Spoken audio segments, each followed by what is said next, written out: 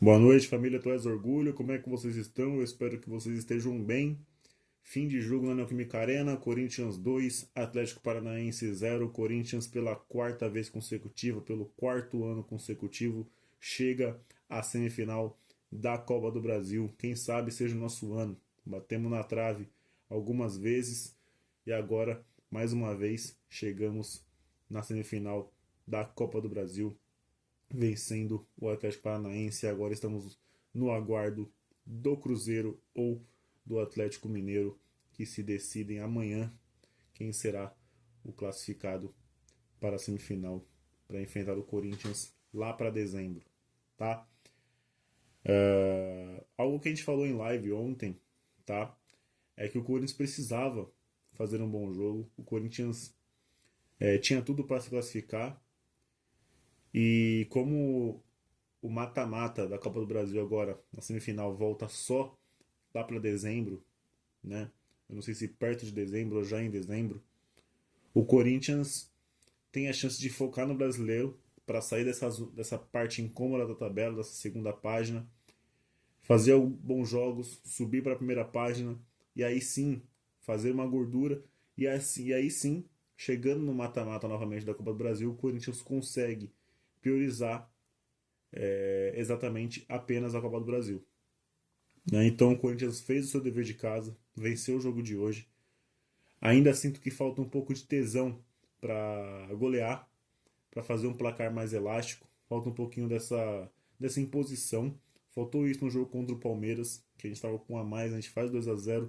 Tinha a chance sim de golear o seu maior rival dentro da casa dos caras, o Corinthians não fez isso. Hoje sim tinha espaço para fazer o terceiro, para fazer o quarto, mas mesmo assim o Corinthians preferiu cadenciar. Você vê que no final do jogo ali a torcida se chateou um pouquinho porque dava para fazer mais, né? Faz tempo que o Corinthians não encanta a torcida com um placar elástico, tá? Mas isso é o de menos agora. O importante é a classificação, o importante é chegar na semifinal, o importante é passar de fase para entrar dinheiro nos cofres também, que é muito importante para o clube, né? E agora conseguir ter essa pausa na Copa do Brasil e focar no brasileiro e fazer essa gordura para quando retornar à Copa do Brasil conseguir focar somente nela. Vamos lá, o Dorival hoje veio com uma mudança tática, tá? Inicial, colocando Angileri e Bidu juntos. Então a gente podia ver ali quase no começo do jogo o Angileri fazendo quase um terceiro zagueiro, mas um terceiro zagueiro que muitas vezes virava o lateral e o Bidu virava o meia esquerda aberto.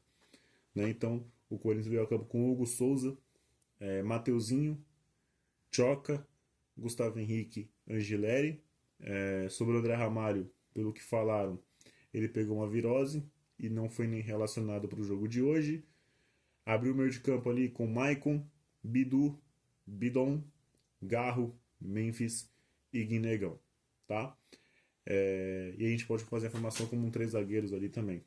Tá? Mas de início deu para entender que ele queria o Bidu um pouco de meia, fazendo um meia pela esquerda, e o Angelera sendo um lateral um pouco mais defensivo, que tinha algumas investidas, mas não era sempre.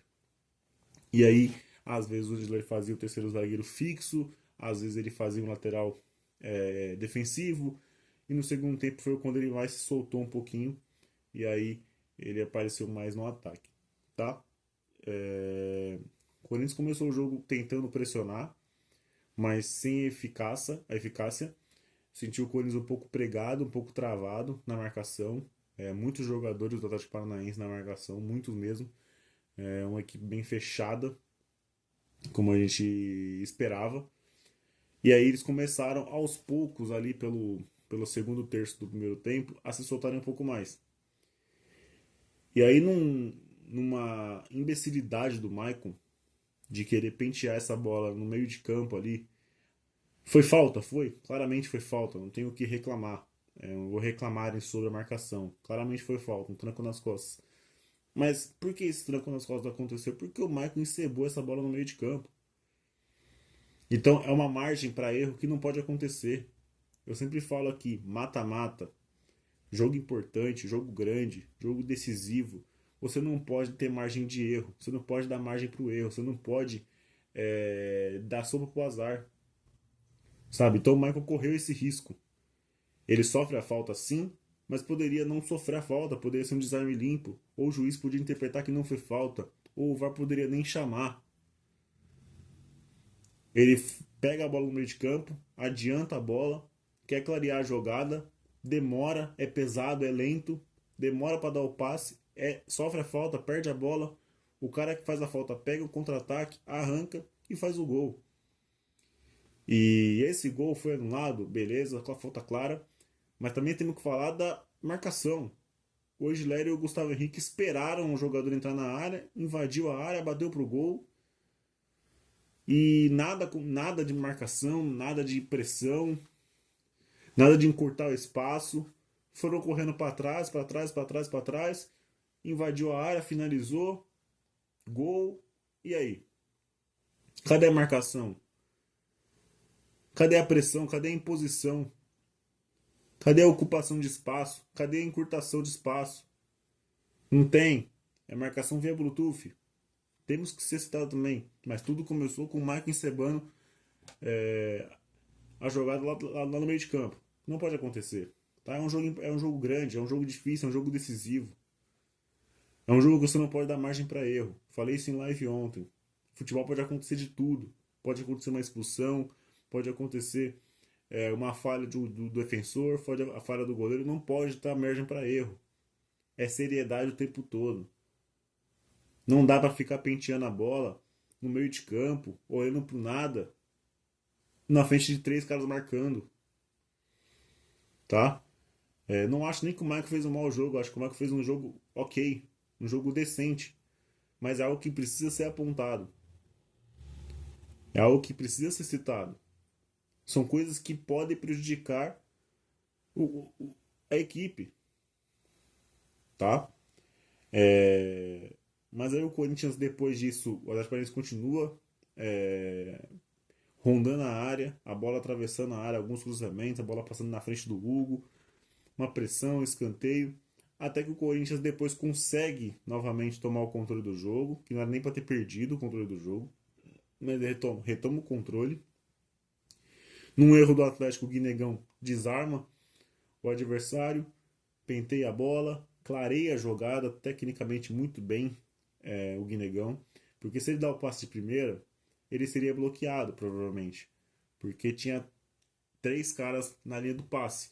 Quando ele dribla o primeiro marcador, abre um espaço e ele acha bem o Garro com muita frieza, dribla o goleiro, faz o gol, quase que o zagueirão tirou, mas o Garro conseguiu sair dessa seca aí de 6 meses sem marcar, não fazer um gol desde o jogo contra o Santos, na Neoquímica Arena, que é o único gol dele na temporada, então o Garro chega a ser o segundo gol dele no ano, num ano acidentado do Garro, né, com a lesão no joelho, o afastamento por conta dessa lesão, tratamento, tempo fora, muitos jogos ausentes, a maioria dos jogos do ano o Garro estava ausente, ele voltou aí no final do turno, praticamente, e agora, do brasileiro no caso, e agora começando a ter essa sequência, voltando a ter essa sequência, e voltando a desempenhar um futebol que a gente sabe que ele pode desempenhar. Muita gente colocando que o ano do Garro era ruim. Se você olhar por números, sim, é um ano ruim, abaixo. Mas tem que olhar o contexto desse ano. Por que o Garro está abaixo? Ah, porque ele está numa má fase? Não, e sim porque é um ano acidentado. É um ano que perdeu muito ritmo de jogo por conta da lesão. É um ano que ele não conseguiu ter essa sequência. É um ano que ele não conseguiu manter esse ritmo 100%. É um ano que ele começou praticamente no meio do ano, né? O Garro jogou o Paulista, jogou a final, jogou a semifinal, mas se a gente olhar para valer mesmo, o ano do Garro começou no meio. O ano do Garro começou ali um pouco antes da parada do Mundial. O Garro volta a jogar no jogo contra o Huracan, que é aquele jogo que a gente é derrotado e acaba sendo eliminado do Sul-Americano. E ali já foi um pouquinho antes da parada no Mundial, né? Então o Garro ele volta no meio da temporada. Então eu não considero uma temporada ruim do Garro por todo esse contexto. Então é bom o Garro voltar a marcar um belo gol. Tá? O Guinegão deu uma de Garro e o Garro deu uma de Guinegão, né? Inverteram os papéis. Tá? Mas mostra a inteligência do Guinegão, mostra esse amadurecimento que vem sendo rápido do jogador. É um jogador que é inteligente, ele não faz falta em goleiro quando a bola é disputada dentro da área. Ele não é aquele centroavante todo estabarado que vai para cima do goleiro, faz falta. Não, ele fica quietinho, bem posicionado, porque se a bola sobrar, ele vai meter pro gol. Tá? Foi assim o gol dele hoje, a gente já vai falar disso. Tá? E antes desse gol, o Corinthians já tinha começado a melhorar com umas belas triangulações, belas trocas de passe entre Angileri e Bidu do lado esquerdo. E tem uma jogada que o Corinthians acha bem entre Guinegão, Garro e Memphis, que o Memphis acaba finalizando fraco, mas uma boa jogada, uma boa triangulação, uma bela tabela, uma bela jogada do Corinthians, tá? E logo após o gol do Garro, aos 47 ali já com os acréscimos, né? O Memphis é substituído, tá? Na hora a gente não entendeu o motivo, porque o Dorival tirou ele faltando 3 minutos no primeiro tempo, podia esperar o segundo, podia esperar o intervalo. Ele sai com uma cara meio chateada, o Dorival conversa com ele, a gente não sabia se o Dorival tinha queimado uma substituição, porque apenas quis, ou se era algo combinado, ou se o Dorival foi apressado, ou se o Dorival fez caca. Essa é a realidade, né? Se ele fez uma cagada. Mas aí no intervalo a gente recebe a informação, eu recebi a informação pelo celular, depois eu vi que também teve a informação do André Hernan durante o intervalo, que o Memphis sentiu a perna pesada, sentiu câimbras, e por segurança, por questão de cuidado, e por conta de ele ter voltado de uma lesão há pouco tempo da posterior, o Corinthians decidiu preservar, ser substituído antes de acabar o primeiro tempo, para não ter risco de lesão, tá? O motivo que eu recebi também, o motivo de ter saído antes do intervalo, pouquinho antes do intervalo, não ter esperado o intervalo, é porque ainda faltava 3 minutos, o Corinthians estava com a bola, podia precisar de um ataque, de um arranque do Memphis, ele ficou com receio de se machucar e agravar um pouco aí, ter uma lesão grave, né, de posterior, de segundo grau, terceiro grau, e ele ficar fora por mais tempo, coisa que ele não queria, e aí ele segurou e pediu para ser substituído, tá bom? Então eu sei que a fiel de TikTok, a fiel de Instagram, a fiel de rede social já ficou histérica, que o Memphis está pipocando, que o Memphis tá cagando pro Corinthians, que ele só quer jogar até a Copa, que ele tá preocupado, pensando só na Copa do Mundo, pensando só na seleção, que na seleção ele não se machuca, que na seleção ele não sente a perna pesada. Então, esse foi o motivo, tá? Basta você acreditar ou não, basta você criar essas teorias da conspiração ou não. Ah, que ele tá pipocando, ah, que ele é isso e aquilo. Eu prefiro que ele segure agora e esteja disponível para os próximos 3 jogos que são muito importantes, que é Fluminense, Sport e Flamengo, do que perder esse jogador para os próximos jogos e ele não está à disposição, tá? Se contra o Fluminense acontecer de novo, a gente vai vir aqui e vai debater sobre, tá? Mas o de hoje é que ele sentiu a perna pesada, câimbras, e para evitar uma lesão de posterior da coxa, ele decidiu se preservar, tá? Antes mesmo de acabar o primeiro tempo, para não ter risco de puxar um contra-ataque, ter um arranque e acabar se lesionando, tá bom? É isso. Entra o Vitinho no lugar dele, é um atleta que eu vou falar bastante sobre hoje, tá? Volta do intervalo, o Corinthians melhor no jogo, tentando se impor, o Vitinho puxando alguns ataques, o Vitinho muito bem no jogo, tá? O Vitinho fez uma baita partida nesse segundo tempo, muito mais solto, muito mais leve, com mais ritmo, com mais rapidez na jogada, mais fluidez nas suas ações dentro de campo, tá? O Vitinho fez dribles, passes, clareou jogadas, arrancou, tá? E claro, correu um risco, fez uma falta séria, acima do tom, e na minha opinião, sim, caberia expulsão, tá? Na minha opinião, o Vitinho sim merecia ser expulso. O VAR não chamou o árbitro Felipe, tá? O Vitinho correu um risco, tá? Correu muito risco de ser expulso, de prejudicar a equipe, tá? Na minha opinião era para ser expulso, mas o VAR não chamou, tá? Mas falando do jogo em si, o Vitinho fez uma baita partida, tá? E pouco tempo depois dessa situação da falta do Vitinho, que ele poderia ter sido expulso, ele faz uma baita jogada. Ele e o Garro se procuram, ele dá um giro, acha o Guinegão invadindo a área, o Guinegão cai, briga, o Garro tenta chegar na bola, tem a dividida com a defensor, a bola sobra no Guinegão que já levantou e finalizou, tá? Mais um gol do Guinegão, o quarto gol dele, tá? E esse gol mais um gol de inteligência, mais um gol sem ser estabanado, mais um gol de paciência, mais um gol de noção de posicionamento, tá? O Guinegão ele não fica desesperado, ele não vai atrás da bola de maneira desesperada para pegar a bola. Ele podia muito bem correr e dividir com o goleiro, o juiz interpretar que foi falta, mas não. Ele se posiciona, espera acontecer a muvuca, a bola sobra, ele empurra de perna direita, tá? Um belo gol do Guinegão em questão de posicionamento, em questão de inteligência, tá? Mais um gol do Guinegão aí de centroavante mesmo, de camisa 9, tá? Então, o Guinegão é impressionante o início de carreira do Guilherme, tá? É impressionante o início de carreira de um menino que começou há pouco tempo a ganhar oportunidades, que a gente achava que não era um jogador promissor, por alguns jogos da base que a gente viu ele bem abaixo, tá? Mas a gente viu que a gente não pode tomar decisões de maneira precoce, né? Então o Guinegão aí vem calando na minha boca, que eu achei que não era um jogador que poderia ser promissor. Está calando na minha boca, graças a Deus está calando na minha boca. Eu gosto disso, eu gosto que o jogador cale minha boca, sabe? Tipo, a gente critica, a gente desacredita, e esses caras vão lá, dão um tapa na nossa cara e dão resposta. É isso que a gente quer, porque eu torço por todos eles, tá bom?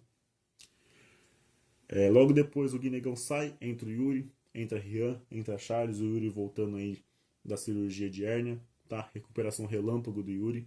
O Yuri que entrou bem, se movimentou, recebeu algumas oportunidades, podia ter forçado um pouco o passe mais forte no Vitinho, que aí o Vitinho teria condições de finalização. Naquela lá ele podia ter finalizado um pouco mais rápido, no lance seguinte ele demorou um pouco para finalizar, mas movimentou, normal, padrão, acabou de voltar de um tempo parado, é normal, tá? Então, Corinthians classificado. Os que entraram, o Charles entrou bem, o Rian entrou bem, mostrando a sua vontade como sempre, tá? Como eu falei, o Vitinho entrou e jogou pra caramba, tá? Jogou muito, o Yuri se movimentou, o Yuri fez o corre, tá? E demais é isso, tá? Então, taticamente o Corinthians foi bem, o Maicon sendo o primeiro homem do meio de campo, marcando e dando a saída de bola. O Bidão fez um bom jogo, tá? O Bidão às vezes ele me irrita bastante pela moleza, pela lentidão, tá? Mas fez um jogo ok, fez um jogo decente. O Bidu fez um bom jogo também. Taticamente os três foram muito bem, né? Dando suporte para o Garro ter espaço para criar, né? Então você tinha o Maicon como primeiro volante, sendo esse cara da saída de bola e sem a bola do primeiro combate. O Bidon sendo esse cara da ligação, Bidon e Bidu, da ligação para o Rodrigo Garro, com a parte ofensiva, né? E também da ligação dos alas, né? Que no caso seria o Angileri e o Mateuzinho. Claro, o Mateuzinho muito mais ofensivo. Então, o Bidon jogando pelo lado direito era o cara que sempre procurava o Mateuzinho no corredor, que é a sua principal característica, né? Então é muito importante taticamente o Corinthians hoje. Achei o Dorival ousado, achei o Dorival corajoso nessa formação nova, nessa tática nova, deu certo. Então você tinha às vezes o Angileri como um terceiro zagueiro, você tinha às vezes o Angileri sendo um lateral defensivo e às vezes o Angileri no segundo tempo um lateral um pouco mais ofensivo. O Angileri tem que renovar o contrato dele? Acho que sim, mas às vezes ele precisa dar uma acordada. Às vezes o Angileri dá uma desligada no jogo, toma uma bola nas costas, é driblado facilmente, chega um pouco mais mole na jogada. Eu acho que o Angileri sempre foi um cara que chegou firme. Eu espero que ele volte a chegar firme assim, porque é importante ter um jogador que ganhe pé de ferro, que ganhe divididas, porque aí você consegue ainda mais ganhar as disputas de bola, tá? Uma baita partida do Gustavo, muito boa partida do Gustavo, uma boa partida do Choca. Mateuzinho um pouco abaixo hoje do que ele vem apresentando. E claro, eu não podia terminar o vídeo sem falar do Hugo Souza, tá? Falar do pênalti, pra mim, mão, foi falta, pra mim foi fora da área. O Felipe Fernandes de Lima deu o pênalti no campo, foi no VAR, manteve a sua decisão. Pela regra, o que falam é que se não tiver uma imagem conclusiva, mantém a decisão de campo. Ele manteve a decisão de campo e a decisão foi pênalti, tá? De campo foi pênalti. Eu achei mão fora da área, eu achei que foi falta, mas fora da área, mas o juiz assinalou o pênalti. Vão falar, as teorias das conspirações está aí, né? A teoria da conspiração. Ah, deu o pênalti para compensar a não expulsão do Vitinho. E aí a gente pode ficar pensando nisso, a gente nunca vai saber, tá? A gente nunca vai saber o que realmente aconteceu, beleza? Mas Hugo Souza, oitavo pênalti defendido, ultrapassou o Dida e hoje é o quarto maior pegador de pênaltis da história do clube, tá? Então ele ultrapassou um ídolo da nossa história, um goleiraço da nossa história, um pegador de pênaltis nato, tá? E o Hugo Souza, em um ano e alguns meses, já é o quarto maior pegador de pênaltis da história do clube. E creio que, por ser novo, por ter uma longevidade absurda, se Deus quiser, uma carreira muito mais longeva, creio que ele sim possa passar o terceiro goleiro, passar o Ronaldo, passar o Cássio, tá? O terceiro eu acabei esquecendo por agora quem seria, tá? Mas ainda tem o Ronaldo, que é o segundo, e o Cássio, que é o primeiro. É o nosso maior ídolo da nossa história, né? Na minha opinião. Então, o Hugo tem muito novo, tem margem para crescer ainda mais e sim passar o Cássio como o maior pegador de pênalti da história do Corinthians. Claro que isso vai demorar, claro, isso aí é para muitos anos, mas pela progressão, pela expectativa, pelo que a gente vem vendo o Hugo Souza fazer, creio que isso aí é questão de tempo, tá bom? Então é isso. Corinthians pela quarta vez consecutiva na semifinal da Copa do Brasil. 2022, 23, 24 e agora 25. Esperando o Cruzeiro e Atlético Mineiro. Jogos que acontecerão apenas no final do ano, lá para dezembro. Então podemos focar no brasileiro aí, em paz e jogando futebol. Precisamos subir na tabela, precisamos sair dessa zona incômoda, precisamos sair dessa segunda página da tabela, que é muito preocupante. Bom, peço que vocês deixem seu like, se inscrevam no canal, é muito importante. Um forte abraço, um beijo no coração de vocês. Vai Corinthians, valeu, falou, fui.